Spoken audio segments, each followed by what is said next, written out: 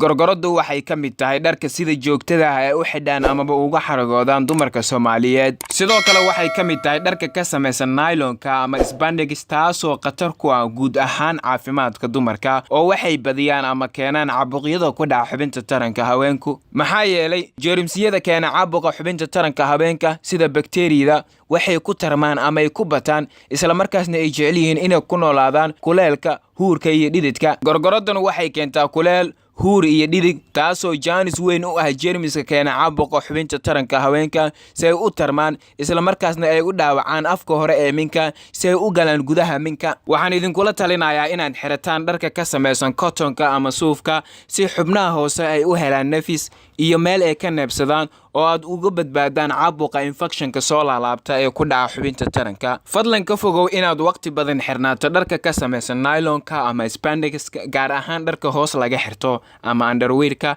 sida kastuumada iyo gorgorada. Haddii aad tahay markii kuugu horeysay oo aad channelkeena soo booqato, fadlan subscribe saar. hana ka ilowin inaad muuqaalkeena like saarto. wixii su'aalaha aad qabtid waxaad nagu reebaysaa barta commentiga.